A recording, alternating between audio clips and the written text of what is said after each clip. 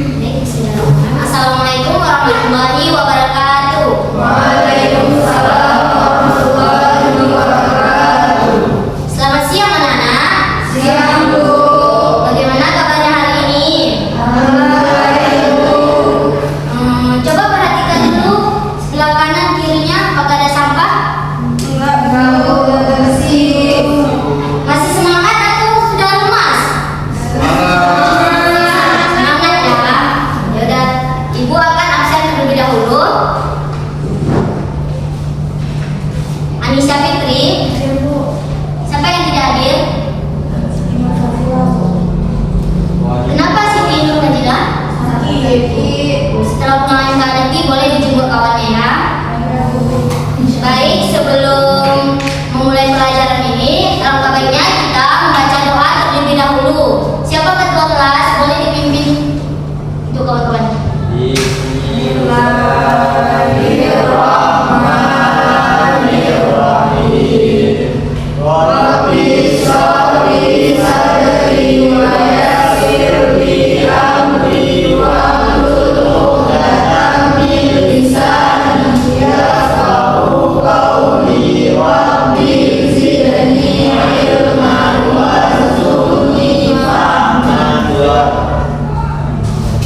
Baik anak-anak, kita akan memulai mata pelajaran hari ini tentang corak hidup masyarakat praaksara.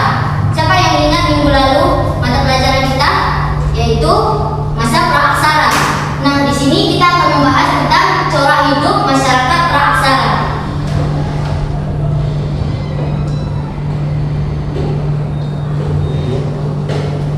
Jadi, masa praaksara masa ketika manusia belum mengenal tulisan.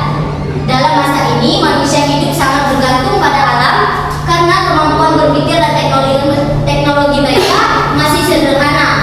Nah, corak hidup masyarakat praaksara terbentuk melalui proses panjang dipengaruhi oleh lingkungan alam, kemampuan manusia dalam beradaptasi, serta pada awalnya manusia hidup berpindah-pindah tempat atau disebut dengan nomaden. Jadi anak-anak, adapun tahapan perkembangan kehidupan masyarakat praaksara yang pertama itu ada masa Paleolitikum, yaitu zaman batu tua. Nah, yang kedua itu ada Mesolitikum, zaman batu Madya. Yang ketiga ada Neolitikum, zaman batu muda. Yang keempat ada Megalitikum, zaman batu besar. Nah, anak-anak, pada masa praaksara ini hidup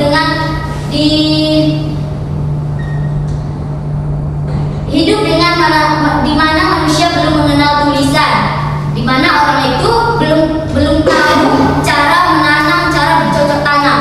Mereka hidup berpindah-pindah tempat. Seiringnya waktu, mereka sudah mempunyai pikiran dan membuat batu untuk berburu. Orang itu membuat batu itu untuk alat berburu mereka. Nah, sebelum Ibu membagikan kelompok, Ibu ingin bertanya kepada kalian.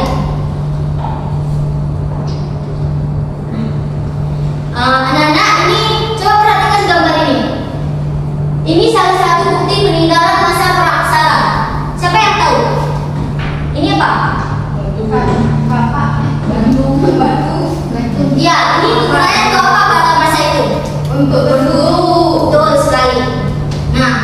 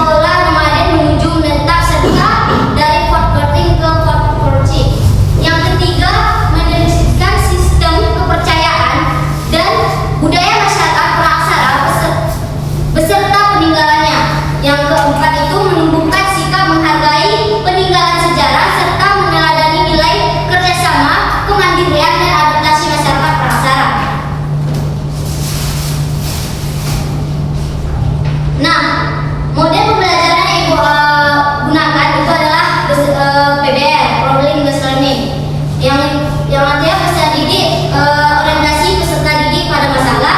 Yang kedua adalah mengorientasikan siswa untuk belajar. Ketiga, membimbing penyelidikan individu atau kelompok. Keempat adalah mengembangkan dan menyajikan hasil karya atau solusi. Yang kelima, menganalisis dan mengevaluasi proses pemecahan masalah. Nah, Ibu mau tanya, bagaimana cara hidup masyarakat pada masa praaksara? Siapa yang tahu? Maulana? Betul. Yang lain? Tak tahu. Ini materi kita yang kemarin. Nah, yang kedua, kenapa manusia praaksara disebut dengan kata nomaden? Rina? Kenapa disebut pada masa praaksara itu hidup nomaden? Hidup mereka dulu berpindah-pindah. Kenapa orang itu berpindah-pindah tempat? Karena di mana ada makanan, di mana ada orang. Betul sekali. Karena orang itu belum tahu cara bercocok tanam. Karena masa itu orang itu di mana tempat orang itu sudah habis makanan, mereka pindah ke tempat yang lain. Baik anak-anak, sebelum baik anak-anak, sekarang Ibu akan membagikan tugas kelompok. Ibu akan membagi 3 kelompok. Dalam satu kelompok itu ada yang 3, ada yang 4. Jadi untuk kelompok pertama itu membahas cara hidup masyarakat praaksara. Untuk kelompok 2 itu membahas peninggalan dan kebudayaan masa praaksara. Untuk kelompok 3 membahas masa pertukangan dan sistem kepercayaan. Boleh diatur terus kelompoknya. Untuk kelompok 1 di sini, kelompok 2 di sini, kelompok 3 di sini.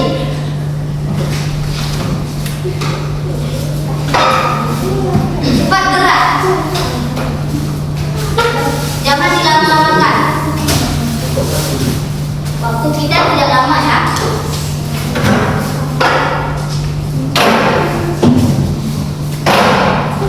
Tolong dulu berkelompok.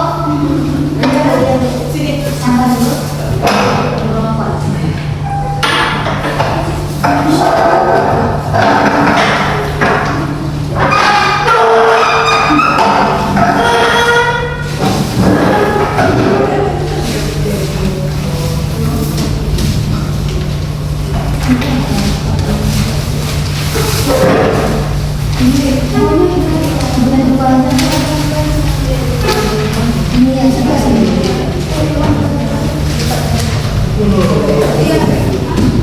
Tolong segera cepat.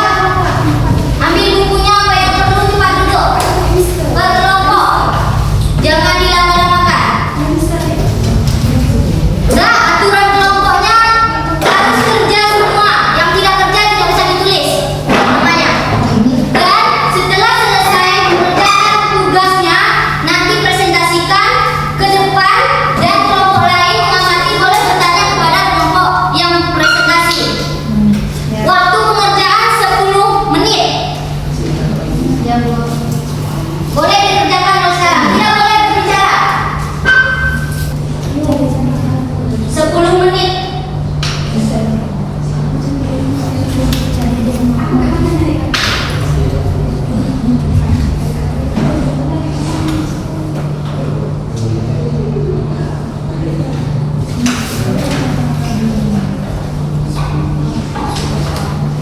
Jangan berisik. Pelan-pelan. Diskusi itu jangan berisik, terganggu kawan yang lain.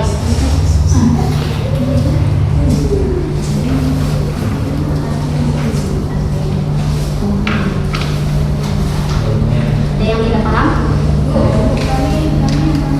Kalian kelompok 1.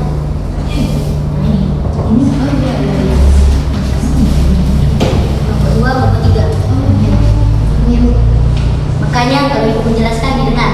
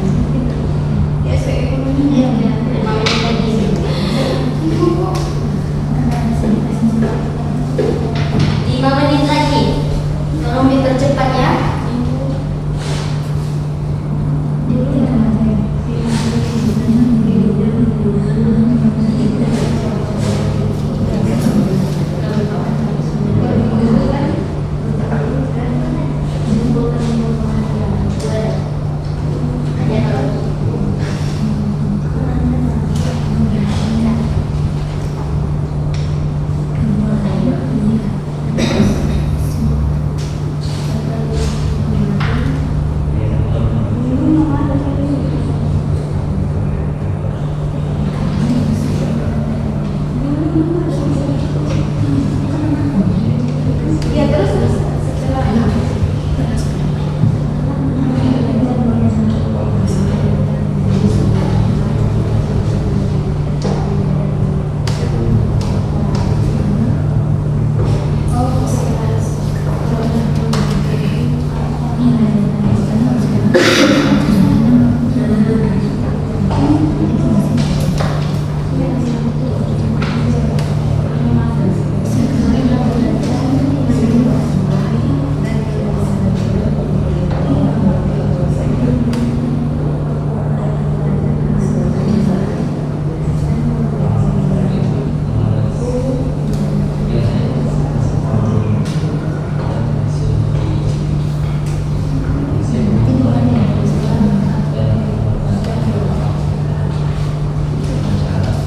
Waktu 4 menit lagi. Siap tidak siap harus dipresentasikan. Presentasinya 5 menit.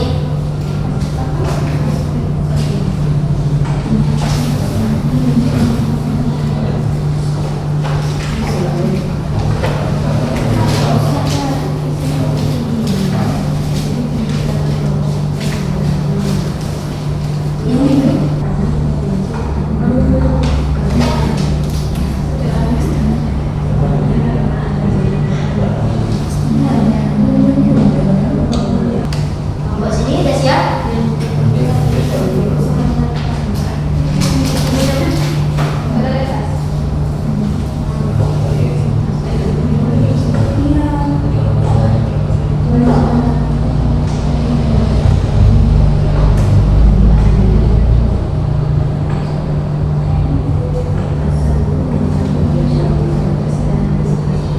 Kelompok lain boleh menyimak pada kelompok yang sedang presentasi dan boleh ditanyakan kepada kelompok lain. Waktu presentasi ibu kasih 5 menit.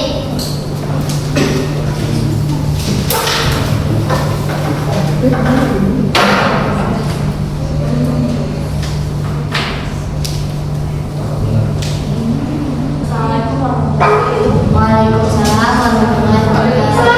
Tolong disimak.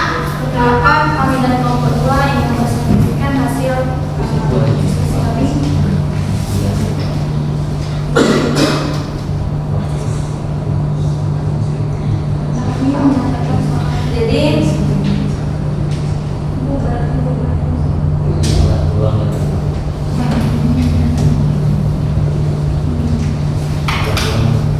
Jadi kelompok 2 itu membahas peninggalan dan kebudayaan masa prasejarah.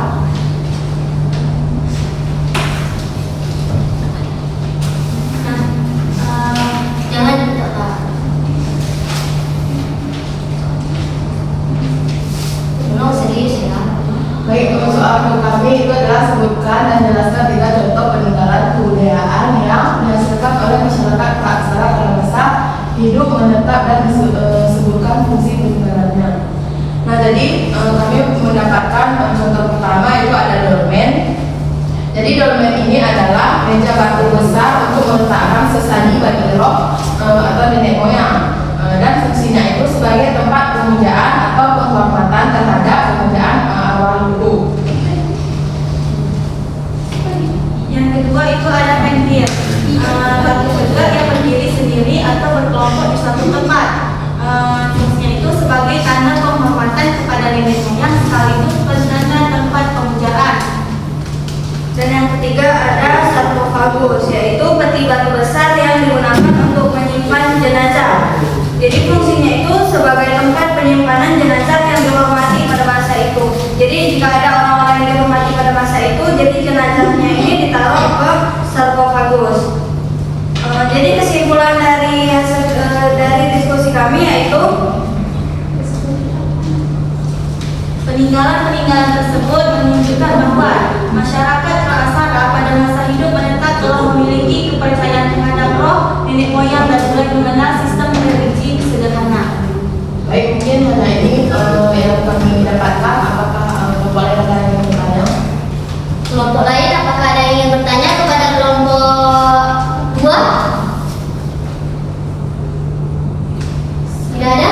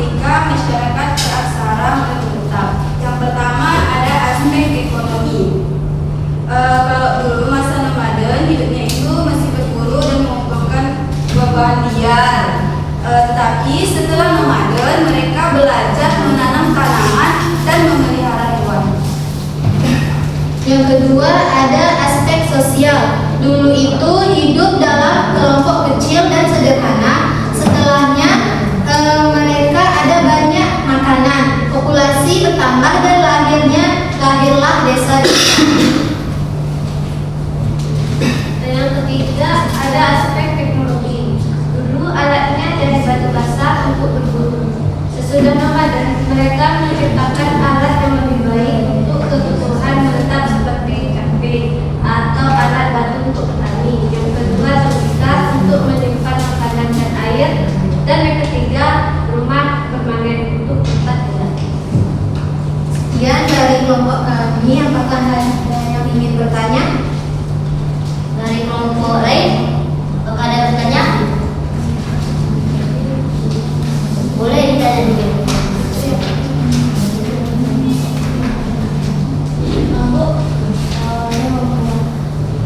Bagaimana aspek sosial kehidupan masyarakat Kaltara pada hidup menetap di Aceh? Bagaimana aspek sosial kehidupan masyarakat Praksara? Ekonomi, Bu. Aspek kehidupan ekonomi yang di Aceh.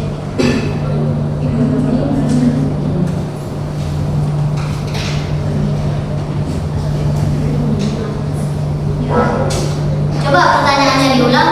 Anissa Fitri.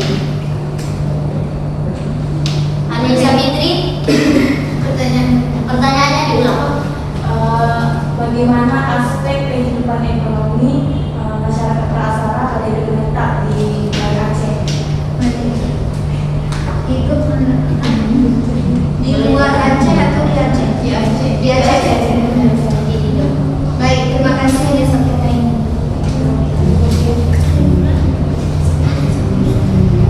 Kesimpulannya dengan berita manusia jadi bisa memproduksi makanan, membangun komunitas dan berinovasi menciptakan teknologi baru. Hidup mereka jadi lebih maju dan lebih.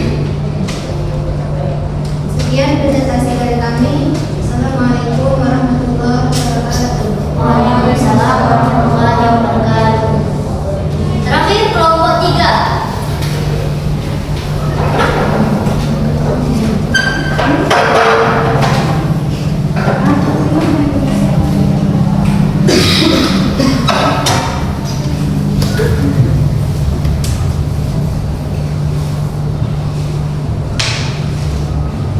Assalamualaikum warahmatullahi wabarakatuh. Waalaikumsalam warahmatullahi wabarakatuh. Kami di kelompok 3 juga menjawab pertanyaan yang dijelaskan, itu masalah tekanan dan sistem kepercayaan. Kemudian jelaskan 3 bentuk atau jenis utama dari sistem kepercayaan yang dianut oleh masyarakat Kaltara.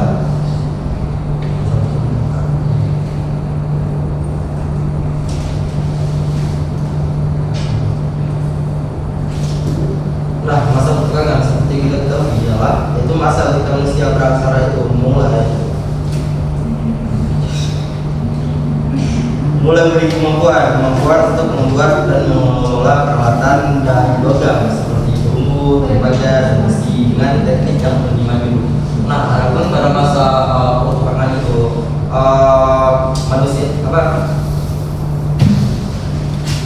pada masa itu manusia itu sudah mengenai apa dia tanah, kemudian mengontari sesuatu menjadi hal yang lebih maju gitu ya, ketimbang dengan zaman-zaman sebelumnya.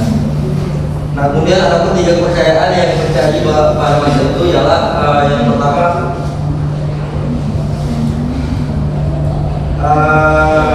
animisme, yaitu kepercayaan terhadap benda alam, baik itu seperti pohon, gunung dan sungai yang meyakini bahwasanya gunung itu memiliki roh di dalamnya ataupun pohon itu memiliki roh. Nah, adapun yang kedua adalah dinamisme, yang mana pada kepercayaan ini adalah orang itu mempercayai hal-hal yang berkekuatan gaib. Nah, yang ketiga adalah